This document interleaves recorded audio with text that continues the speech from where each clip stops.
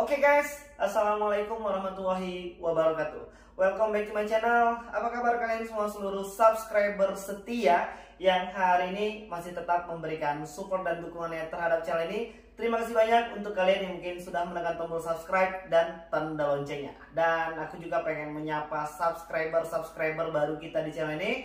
Aku pengen mendoakan kita semua masih dalam keadaan sehat walafiat dan harus tetap semangat. Dan jangan melakukan tindakan negatif apapun ketika kalian sedang bermasalah aplikasi pinjol. Kita tidak menginginkan adanya korban yang terus berjatuhan hanya karena aplikasi pinjaman uang online.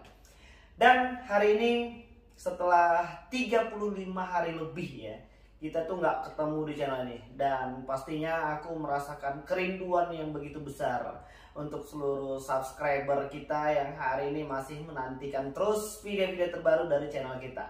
Dan hari ini, di video kali ini, aku pengen ngasih tahu apa sih hal yang tidak boleh dilakukan sama aplikasi pinjaman uang online ketika teman-teman masih belum mampu untuk melakukan pembayaran.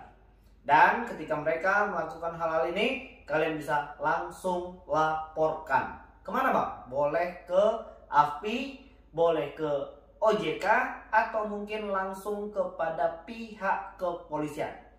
Ya, apa aja sih yang sebenarnya tidak boleh dilakukan sama pinjol itu? Dan akan kita bahas pada video kali ini. Oke guys, ini udah memasuki awal tahun 2022 ya. Dan sepertinya permasalahan dari aplikasi pinjol ini belum juga terselesaikan dengan baik. Bahkan mungkin masih banyak yang menjadi korban-korban baru. Dan hari ini masih pusing 7 keliling. Dan masih sibuk banget buat nyari dana-dana talangan hanya untuk membayar biaya perpanjangan tanpa mengurangi hutang. Ini merupakan masalah kita bersama ya. Dan aku pengen mendoakan kalian mudah-mudahan diberikan kelimpahan rahmat dan rezeki yang halal dan thayyibah supaya bisa lepas dari semua jerat hutang piutang yang ada hari ini. Oke, langsung aja deh, apa aja sih bang yang nggak boleh dilakukan sama pinjol ini ya ketika kalian belum mampu melakukan pembayaran atau mungkin masih dalam tahap proses jatuh tempo. Jadi apa aja? Yang pertama itu adalah intimidasi ya. Intimidasi itu sepertinya masih dekat melekat dengan yang namanya aplikasi pinjol.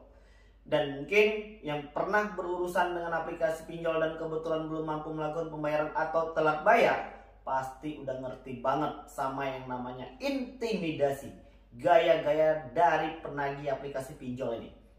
Dan pastinya mungkin banyak yang stres ya, yang galau, yang mandinya tak basah, tidurnya tak nyenyak, dan makannya pun tak enak.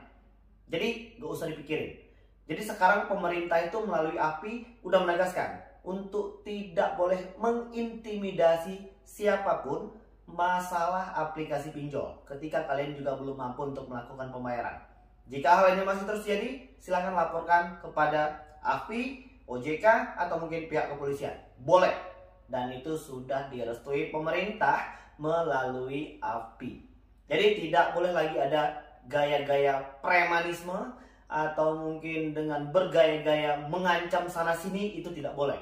Karena itu sudah dilarang AFPI dan pemerintah. Jadi tidak boleh lagi ada gaya-gaya intimidasi. Oke, itu yang pertama. Dan yang kedua itu gak boleh lagi melakukan kekerasan fisik dan mental.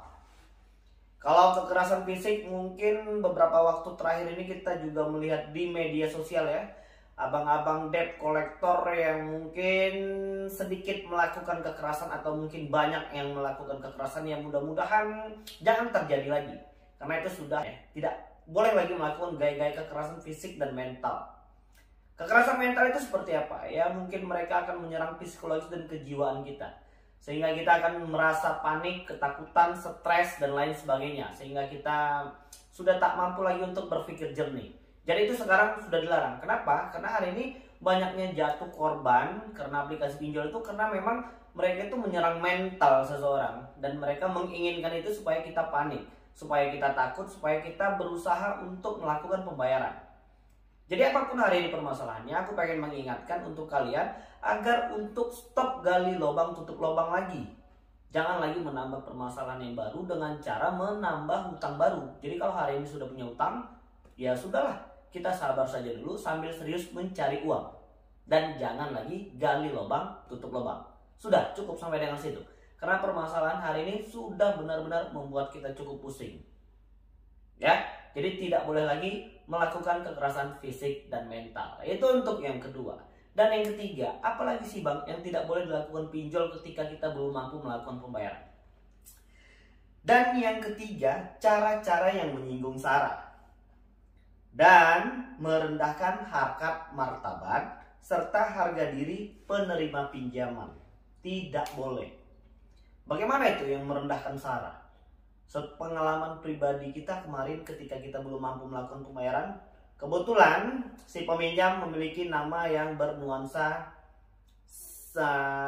lebih ke agama, suatu agama, dan si penagih debt collectionnya ngatain percuma aja nama lo berbau-bau ini itu berunsur sebuah agama, tapi ternyata lo belum mampu melakukan pembayaran dan lo masih nekat buat tidak bayar. Itu tidak boleh, itu mengandung sara. Jadi setiap debt collection itu tidak boleh menyinggung sara ya. Berbau agama itu cukup sensitif hari ini dan seterusnya. Jadi tidak boleh lagi menyinggung sara dan juga tidak boleh merendahkan harkat dan martabat manusia atau seseorang atau si penerima pinjaman. Ya mungkin hari ini ada yang dikatain maling, ada yang punya pengalaman dikatain maling. Woi, bayar utang lo, maling ini itu segala macam. Itu tidak boleh. Atau mungkin ada yang sudah diedit fotonya, wajahnya ya, dan diganti dengan tubuh seseorang. Dengan fitnah katanya open booking. Mungkin ada yang punya pengalaman begitu. Jangan galau ya. Kalian tidak sendirian dan udah banyak yang ngerasain seperti itu. Kalau perlu kalian tahu apa aplikasi pinjolnya, segera laporkan kepada pihak yang berwajib supaya pihak kepolisian terus bisa menerima laporan dari teman-teman terkait masalah aplikasi pinjol ini. Kita masih terus mendukung kinerja Polri dan pemerintah, khususnya Pak Kapolri, untuk terus tegas ya. Kapolri sudah cukup tegas memerintahkan seluruh jajaran kepolisian di seluruh wilayah kerja Republik Indonesia untuk menerima laporan aplikasi pinjol yang melakukan pelanggaran hukum.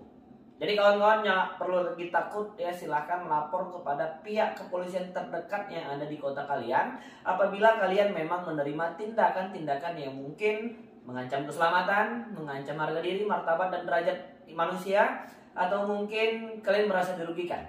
Kalian bisa langsung laporkan kepada pihak kepolisian terkait masalah aplikasi pinjol. Itu 3 hal. Jadi yang keempat itu juga ada. Yang keempat itu tim penagihan itu harus punya jam kerja. Jam berapa aja sih Bang sebenarnya pihak debt collection atau aplikasi pinjol ini boleh menagih? Ada jamnya dong.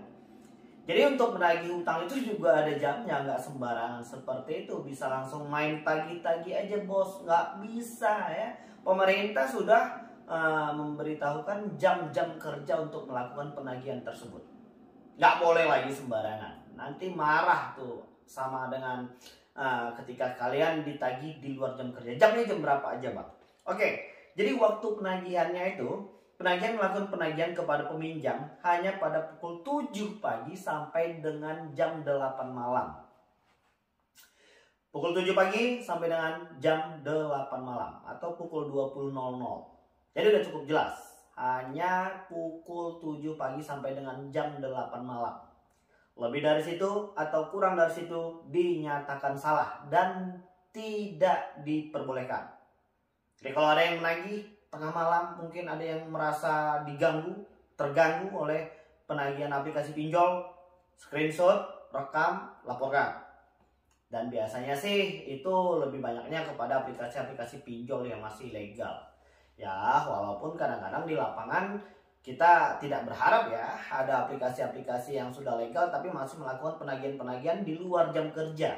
Apabila hal itu terjadi, silakan bales, angkat teleponnya atau mungkin balas chatnya. Kalian menagih di luar jam kerja yang sudah ditetapkan oleh pemerintah dan AFPI. Balas seperti itu. Ya, jadi jangan lagi panik yang mungkin bisa mengganggu kejiwaan kita ya, khususnya untuk ibu-ibu ini yang sudah berkeluarga. Jangan melampiaskan masalah ini kepada anak-anak ya. Saya berharap untuk tetap fokus kepada keluarga dan kesehatan. Untuk yang bekerja, fokuslah bekerja. Dan yang mungkin hari ini mendapat intimidasi, katanya pengen dilaporkan kepada bosnya, silahkan konfirmasi dan berbicara jujur kepada pihak kantor atau admin atau mungkin supervisornya atau pimpinannya atau manajernya ya, supaya jangan sampai masalah ini menjadi besar. Dan apabila memang nanti masih terus saja diganggu, silahkan blokir saja nomor-nomornya apabila memang mereka terbukti untuk melakukan pelanggaran-pelanggaran yang sudah ditetapkan oleh pemerintah. Jadi itu tadi 4 hal yang menjadi hak kita sebagai peminjam. Jadi mereka itu tidak boleh lagi sembarangan ya. Hari ini permasalahan aplikasi pinjol ini seperti benang kusut ya. Dan kita masih terus berharap kepada OJK. Dan sepertinya OJK sudah mulai serius. Dan kita masih terus memberikan apresiasi kepada OJK ya. Yang hari ini sudah terbukti lah terus mengurangi aplikasi-aplikasi pinjol yang tidak mampu untuk mengikuti peraturan pemerintah. Dan itu cukup tegas ya, mana-mana aplikasi pinjol yang tidak mampu bersaing dengan baik, yang tidak memberikan banyak manfaat kepada masyarakat, ya sudah, dicabut saja izinnya. Dan jangan lagi diteruskan dan jangan dibiarkan terus berkembang. Dan untuk AFPI juga sudah banyak memberikan informasi-informasi terbaru ya. Kita juga mendukung AFPI dan pihak kepolisian yang hari ini masih serius banget ya untuk melakukan evaluasi dan penangkapan yang kita berharap kalau masih ada aplikasi-aplikasi pinjol yang ilegal, yang masih nakal, yang tidak memberikan manfaat kepada masyarakat kita dan yang tidak membayar pajak, ya silahkan aja Pak ditangkap sekalian, ya kan? Ya itu mungkin beberapa hak dari teman-teman yang mungkin belum mampu melakukan pembayaran hari ini. Dan mudah-mudahan video ini bermanfaat untuk kita semua. Aku pengen mengajak kalian untuk kembali semangat ya. Karena salah satu kunci dari permasalahan ini untuk bisa keluar dari semua permasalahan ini adalah semangat kita. Itu yang terlebih dahulu ya. Yang kedua adalah motivasi kita untuk bisa melunasi semua utang-utang. Dan kalian harus jaga kesehatan. Dan yang paling penting, jangan melampiaskan permasalahan ini kepada keluarga, khususnya untuk anak-anak. Ya, oke, jadi mungkin itu yang bisa aku sampaikan. Dan assalamualaikum warahmatullahi wabarakatuh.